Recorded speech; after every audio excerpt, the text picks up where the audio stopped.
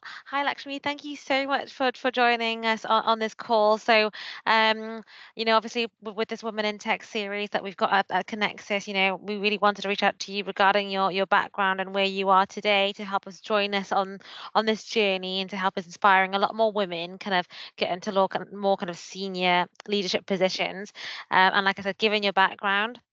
Really, really grateful to have you join us, and you're a breath of fresh air. So I'm really excited to have you on this feature as well. So tell us a little bit more about yourself and introduce yourself to our viewers. Yenny, thank you.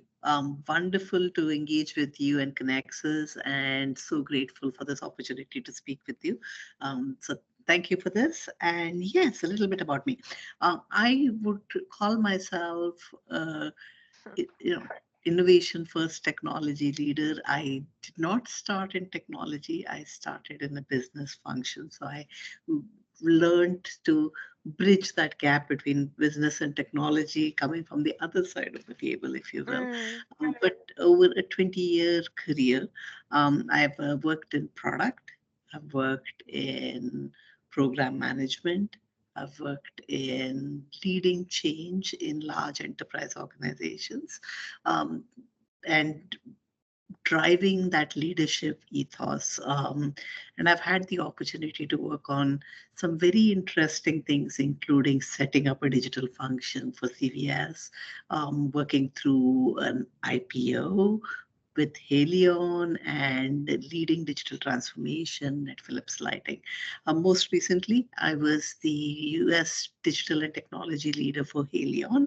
And Haleon is a house of brands, and you might be familiar with the brands hmm Yeah. Advil, Sensodyne, Tums, Panadol for you in the UK.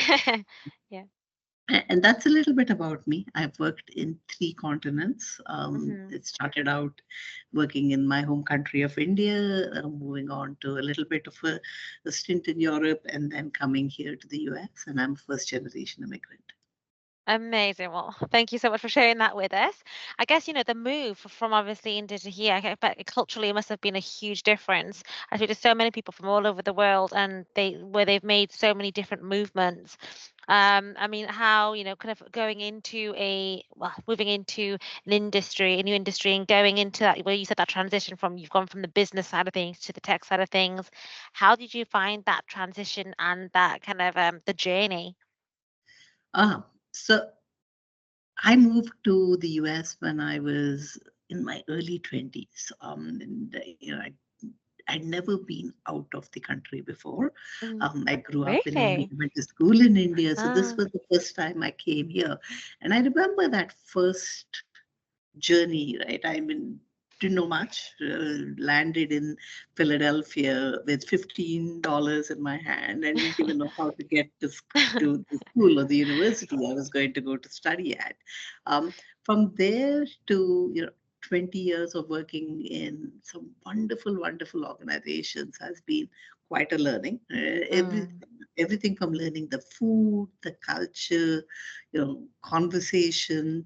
Um, to ways of working, what works yeah. and doesn't work in a corporate environment. Everything has been a learning journey that I truly enjoyed. Um, I'd like to tell my kids I always fail forward, right? So everything has been a failing forward. I didn't know anything to start with, and moving forward in that journey of assimilating and raising a family here and Mm, having children who are able to now understand a culture so different from what they're living in day to day and appreciate that has been really true. yeah.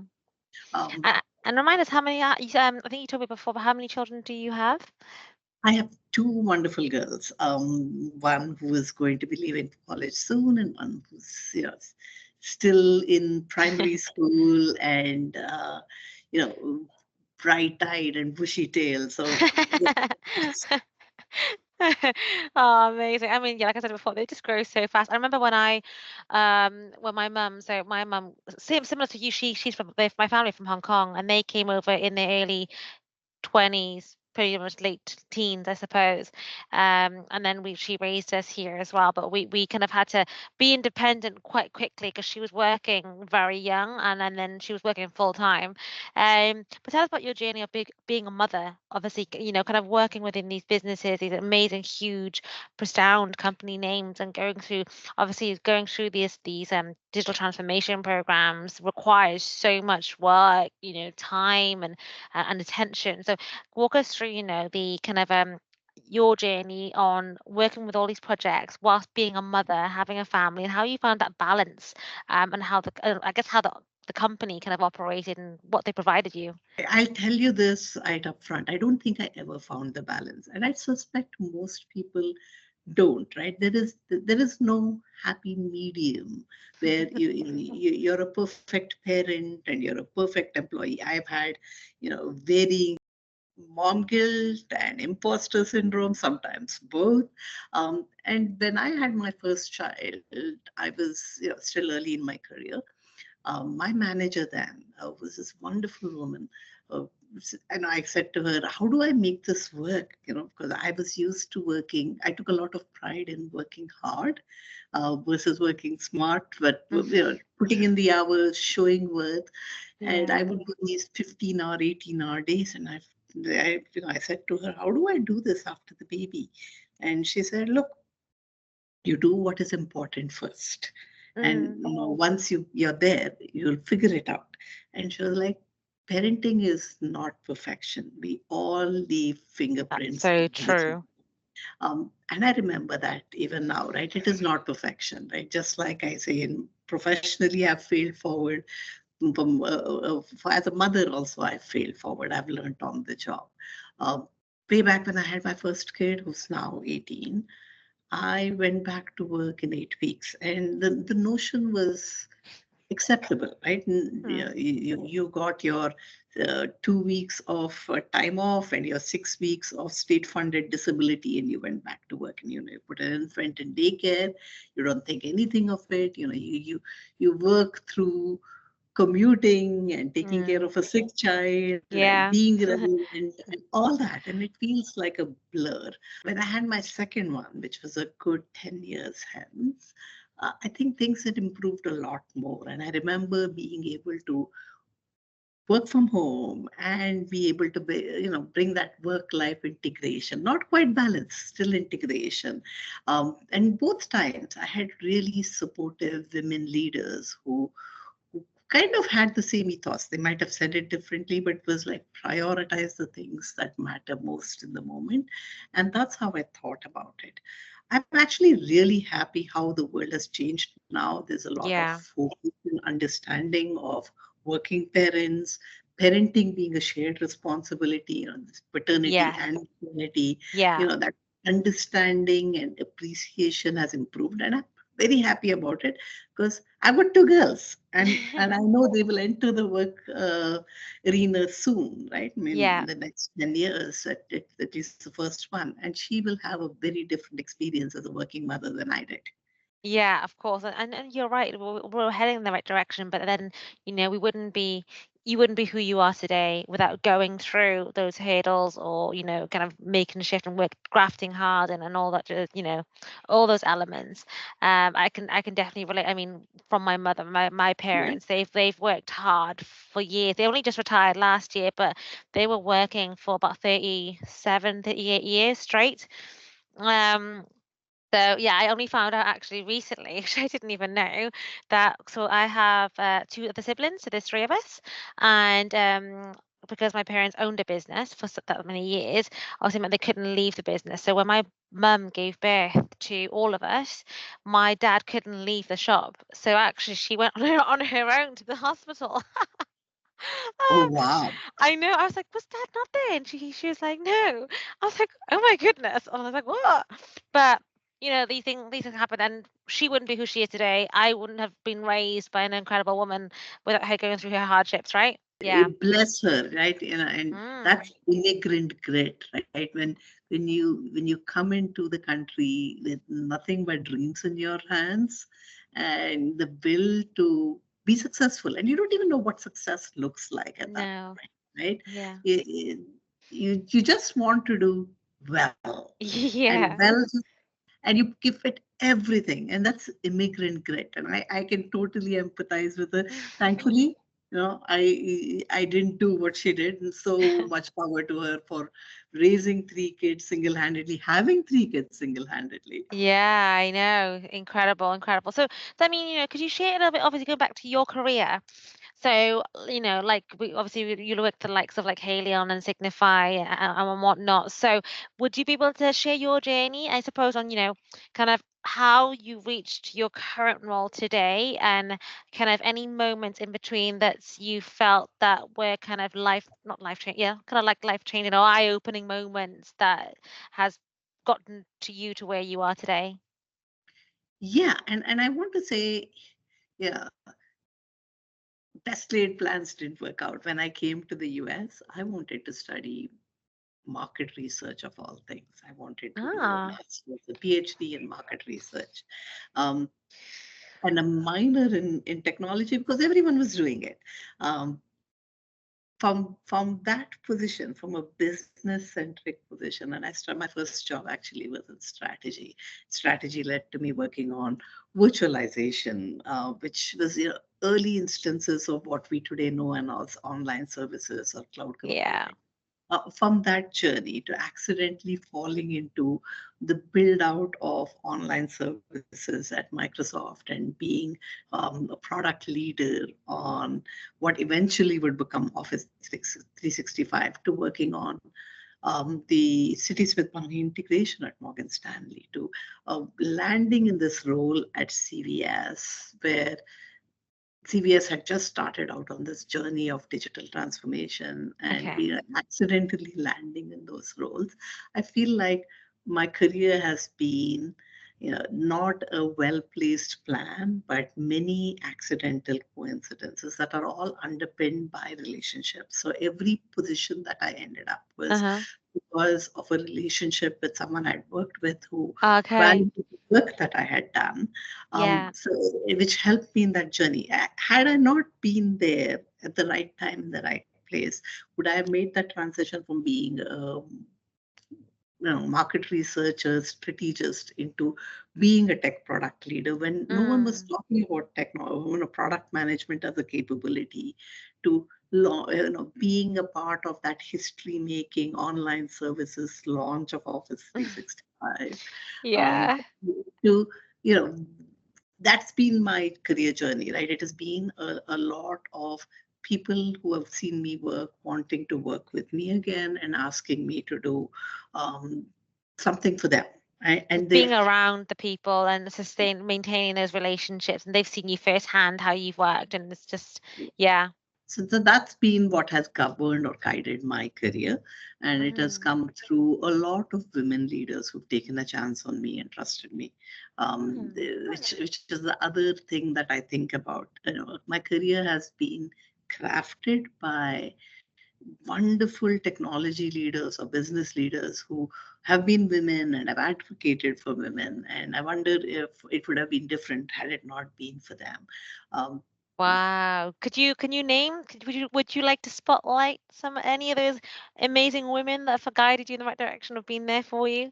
I want to say every one of them has been wonderful. Every one of my leaders in my career have been women. When I interviewed at Microsoft, I interviewed for women leaders. Um, my first job out of school was for a wonderful leader called Karen Crowley, who, and actually 20 years and counting, she's still working at the same Wow. organization. And I remember it's been the same journey. It's been Trudy Yeah. Patient, Morgan Stanley, and so on. But one anecdote I'll share with you. When I took my job at Signify, I was working with the chief digital officer of Signify, who had previously worked at Microsoft as well. And she's just amazing. Astrid Yos, who's now a CEO. Um, and I said to Astrid, what does good look like, right? What do you want me to do? And she said, it's all about the people, Lakshmi. You've got to make sure that you're doing right by the people, your stakeholders. It's the people who work with you, the people who work for you, the consumers, right? Put people at the center of every conversation. That's very telling of how successful she has been in her career and how she's always been people centric. And she's one that comes to mind. There have been Oh, just too amazing. many to count. Yeah, I can imagine. But she's not wrong, I think I heard from I don't know if you know, well, there's a lady I follow, so it's on a more on a personal level now, but I follow this fitness influencer called Chrissy Challa, and but I also actually worked with her. So I actually worked for her company 2 years ago when I was Uh, doing when I moved in-house for a short period of time. And she's I think she's the same age. She's in her like late 20s, and she runs two businesses. One's a fitness app and one's an online kind of sportswear clothing brand. And she mentioned a lot of the questions that people were asking her was how did you run, or how have you run this successful business? And she literally said, it's the people. Without the people, there is no business, and it's yeah, building that foundation of people who you can work with, who's good culture, you can bounce off ideas, and they're like family almost. Without them, there's nothing. And that's what she was very thankful for, and I've stuck by that since then. So, and I don't know if it's the empathy that we have in us, but yeah, so I couldn't agree more. amen to that. Like Astrid says, right, it's all She about the says that. people. I Um, need to speak to Astrid. She's a wise yes, woman. she is wonderful. So you should totally speak with her. And since you asked me to spotlight a few, I'm going to take this opportunity and share with you one of the things that has really shaped my professional journey in the last 18 to 24 months. Um, I accidentally, just like everything else, joined an organization called T200 that was forming, early stages of formation. And much as I have worked very hard in my career, I had not learned the fine art of networking. What does it mean? How do you engage with people? How do you um, build relationships outside of your very transactional relationships that happen at work? Um, Many years ago, someone had told me, look, every day meet someone new. Every week have lunch with someone that you admire. And I never followed through. And then T200 happened to me. And it has been a wonderful journey. I have, we want names. I mean, I can't even begin to start from Anjana Harvey to Angela Yoakum to my favorite, Karen Anterel. T200 has been amazing. I've learned so much from these technology leaders who've been on various parts of their career journeys. Wonderful, successful leaders. And every conversation I've had with them has taught me a little bit more. I've learned how to network, I've learned how to Yeah, give you're before learning getting. something new every time from speaking to so many different people. Yeah, Yeah. Darlene Taylor, right? I mean, there's just so many wonderful technology leaders. Where Yeah. do you begin and end that conversation on naming a few people? But Yes. journey with work, interacting with women who have run through the same challenges that I have, who have Mm. had amazingly successful careers, um, and who are so open to teaching and learning has really Yeah. how I think about what's next. And it's been, the last 24 to 28 months of just soaking in all of this expertise and coaching that I've heard from each of them. And like you're incredible. Look where you are today without all of that, right? So you come so far, and that's to thank all these amazing people that you've met. So obviously throughout your career, of course, we wouldn't be there without obviously the men at the same time. But I suppose did you find not everybody faces challenges or hurdles, but have you happened to find any kind of um yeah, just little bumps in the road during your career where you felt like um you know maybe some areas stopped you from completing a project or hitting your promotion or asking for parents or things like that that stopped you along the way? I, I, I actually think it's been a journey of bumps. Um, that's why I keep saying, I Yeah. keep failing forward. Everyone has been for the better, right? And learning on the job, learning how to launch a product on the job for the first time, learning how to manage, 1,400 member team for the first time, learning how to find balance, learning to let go. I actually think that one is the one I'd like to talk about. Um, Learning to let go. And when you make that transition from being a contributor, whether you're an individual contributor or a team contributor, to being a leader, you kind of have to learn to let go. And that has been a really big challenge for me. Okay. Learning to say, good is good enough.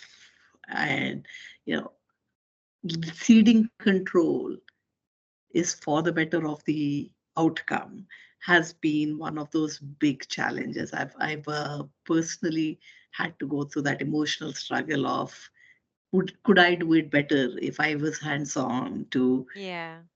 can is it better for the whole, for the organization, for the team, for the community, if I let the collective drive the outcome. That has Mm. been one of those learnings that I've found has really helped me grow as a leader. Mm.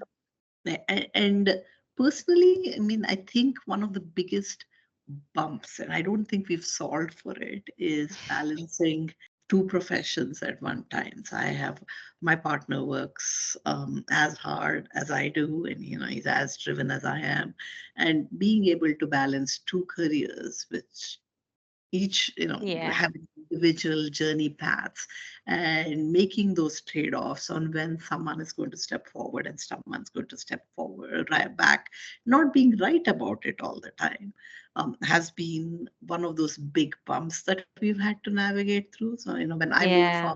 the East Coast to Seattle, I moved because I wanted to work for Microsoft. And he kind of gave up everything he was doing and moved with me. And then when he wanted to move back to the East Coast, I gave up everything and moved back with him. And navigating through some of those has been interesting. It's not just a professional growth journey, but also a Yeah. personal journey on how do you balance and respect each other's careers and you know teach my kids along the way that success is all about balance and as much as it is about driving hard to reach your dreams. Yeah, of course, of course. No, I couldn't agree more. And what you were mentioning earlier as well about, I think you were mentioning that you have so many different perspectives, and when you kind of thinking about so many different avenues, and naturally we do think about every single perspective, and if we could do better, right? And I think, like, I'm coming to understand now. It's like, okay, if I feel like I've given it 100%, and I know I've tried everything I can to my knowledge, there's not like that's as much as we can ask for, but it's a learning curve, and that's where we kind of surround ourselves by supportive people, whether that's women or men, who can help us guide us in that direction.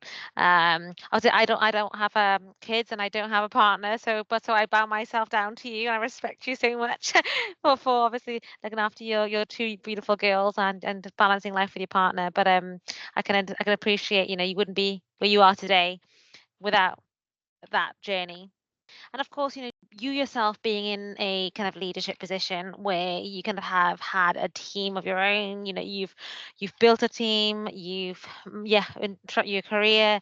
I suppose, during that experience, do you find that there was a struggle in the gender balance within your teams and during your recruitment strategies, or when you're hiring or interviewing or whatever that may be, that whole entire process? Kind of, how did that shape for you in terms of factoring in? Did you find that there's a lot in terms of the skill sets against like the gender? Did you find there was a misbalance, or did you find there was one more than the other?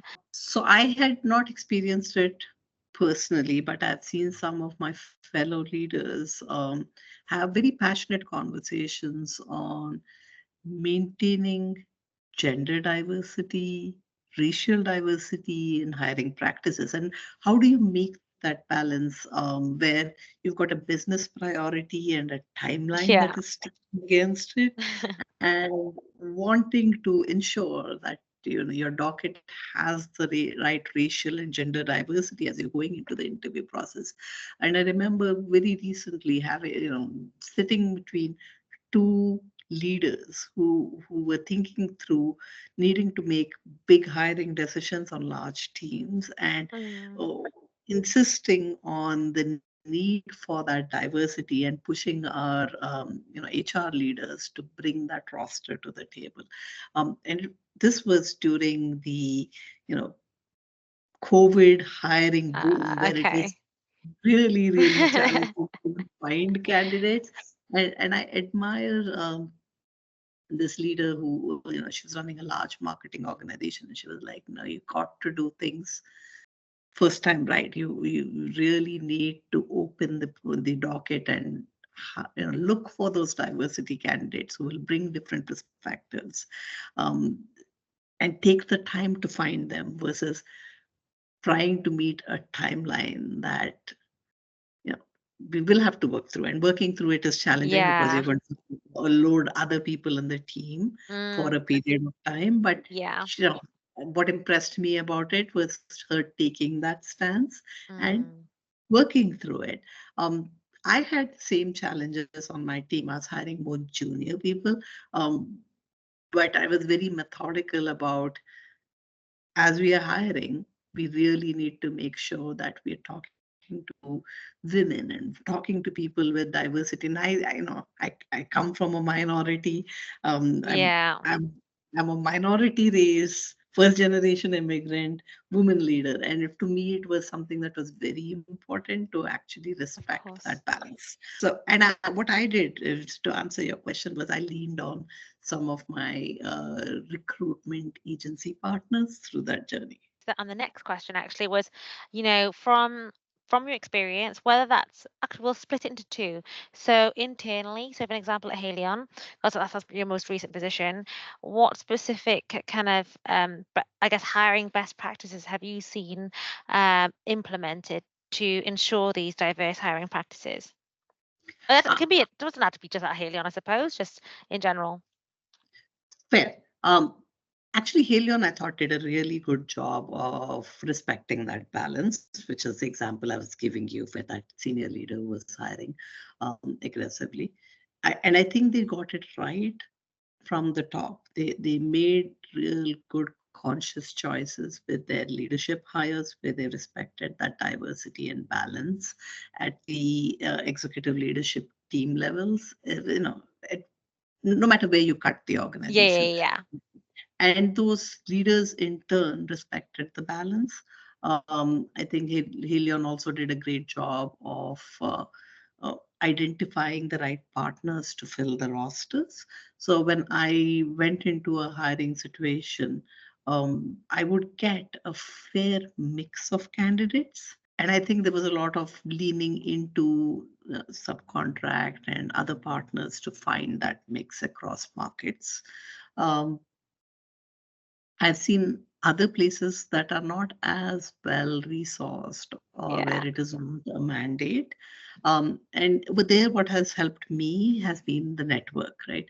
Network. Leaning into my network and identifying people that I've worked with, either for recruitment. I remember my time at CVS, we were hiring so many people, we couldn't possibly tap into people we knew. We had to hire in an open market scenario Yeah.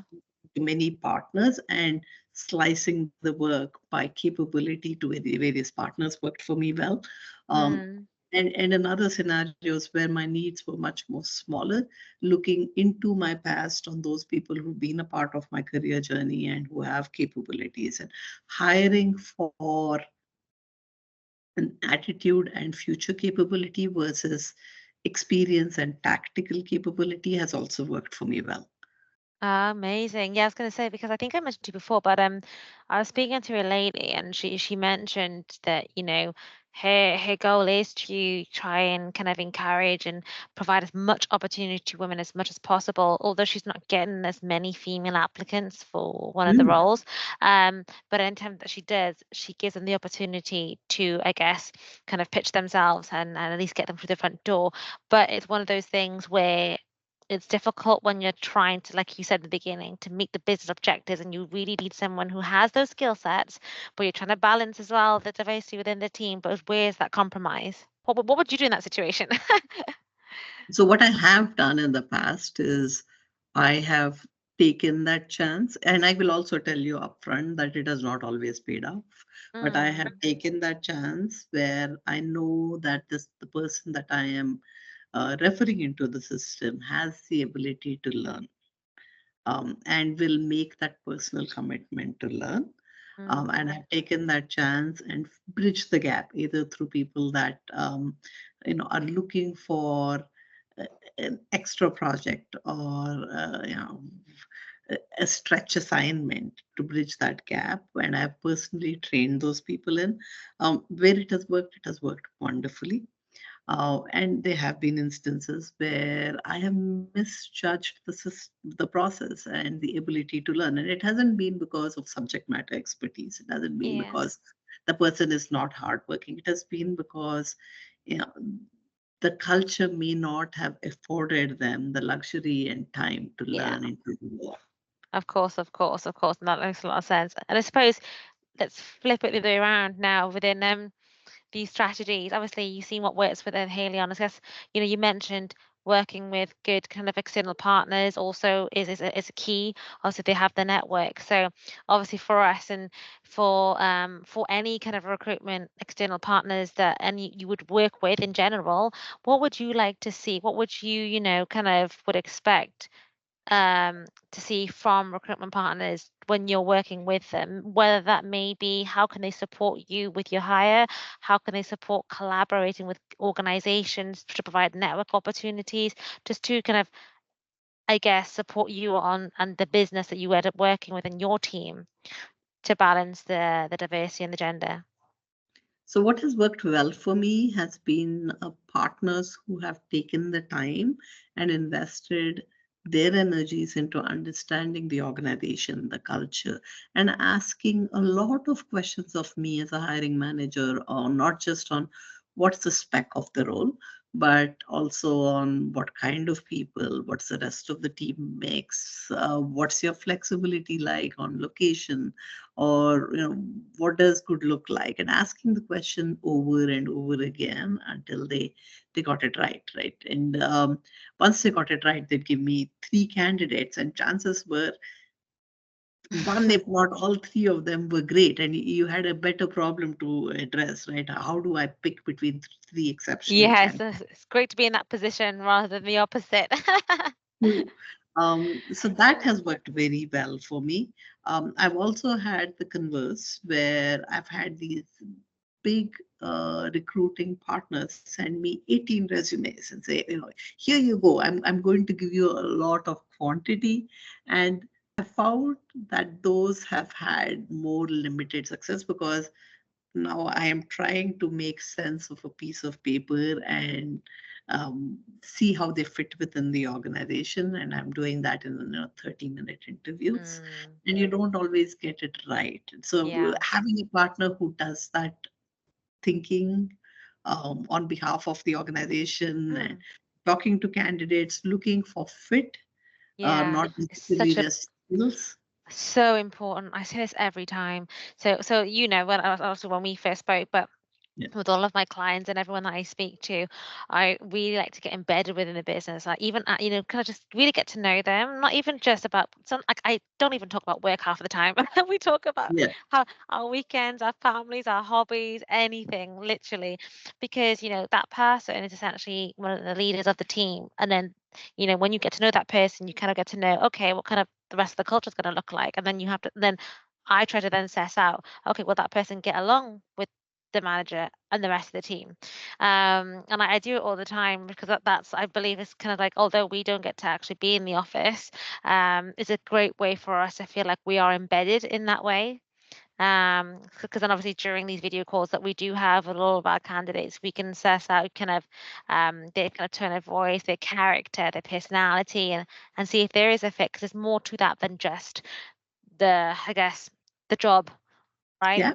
Um, and I suppose, kind of from your kind of point of view, I suppose, what from a company kind of infrastructure and a policy kind of perspective, what have you seen that's worked, or what do you feel like more companies should do? One thing I found is because I've only ever worked at enterprises, so my experience is as such is I'm not necessarily picking the partners that we will work with on the Rex, right? Those are picked by an organization, whether it's HR or procurement.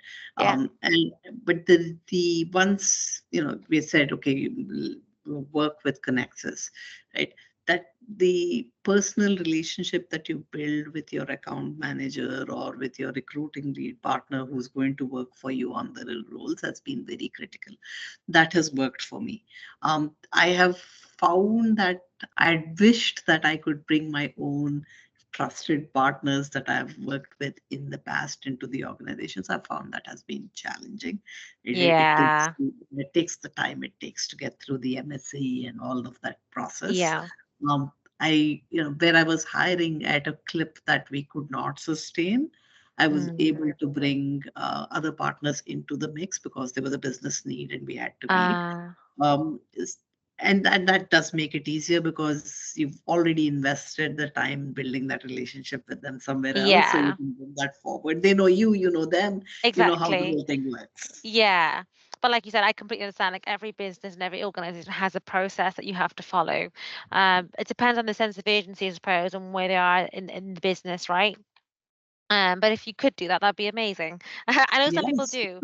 I know some people do, but like I said, it varies from company to company. Amazing. I mean, look, it's been a pleasure speaking with you, and there's so much that we covered. Is there Yes. anything else that you'd like to kind of highlight? Like I mentioned earlier, it's not just about the women, it's about the men that's paved the way for us, right? I know, like for an example, like in my role as a recruiter, like I'm not a tech expert, but I recruit in this field, and I've worked with so many amazing people, and 90% of them have been men. And I thank all of them. I wouldn't be where I am today, and I've learned so much that I take with me outside of work as well. So, yeah, is there anything Yeah, that you'd like to highlight? that would be a great note to end this conversation on, right? We talk so Mm. much about women and career pathing by women for women.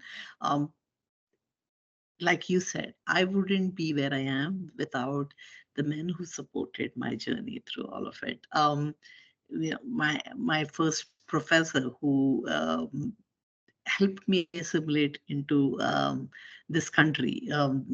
My first design leader, my first manager who mentored me, have all been these wonderful men who've had a very unique perspective. And they've all had a perspective of wanting to support ambition and aspiration by women, whether it's their wives or their children or the Yeah, members of their team, and being there to provide that extra support and education and yeah, have the patience to work through it and mm, not letting gender be a concern at all. They have not exactly. treated me as a woman who needs extra help. They've treated Yeah, me as equal. And I'm very grateful for to all of those people. And had it not been for my partner, always having my back, would I have taken the crazy risks I have taken in my career to get me where I yeah. am? So, in no way should we discount the Oh, amount of support 100%. we get from that ecosystem. And very Mm, recently, I met this wonderful hiring leader, and you- as I was talking to him, it was clear to me that to him, gender was not a criteria. He was treating all of the candidates, all of his colleagues the same way. The values were unchanged regardless of the gender or what they were bringing to the table. As long as you had the right ethos and the right outcomes in mind, uh, gender was not even a conversation. And I'd love to see Ah. more of that. Yeah, no, I don't blame you. That's what we need, and that's what we're hoping that we can do as part of this. Is I'm having discussions and conversations every day to see what people are doing at the moment, what businesses are doing, and hearing that is amazing, and that's something I want to spread to the rest of my clients and to future clients that I work with, and just people in general. You know, um, I don't want to embarrass him on the call, but I'm happy to share his I name. was gonna say, I was waiting. His name is Parag Parekh. He's the chief digital officer at IKEA, and I just loved his leadership ethos. Really? And it Ah. occurred to me that gender was not even in the conversation. That's amazing. I love that so much. No, that's great. And I think more people we need more people like that, right? Who can that's part of the conversation process, any kind of interviewing or whatever that may be. These conversations are need to be had, right? Well, look, thank you so much for participating in this conversation. I've learned so much from you today, and you've also inspired me as well. Obviously, I think with similar kind of backgrounds, it's great to see that. Hopefully, I can become as successful as you are. I hope you are very, very successful, much more than I can achieve this lifetime. But thank you for this opportunity. I am so grateful. No worries. Well, thank you so much for your time.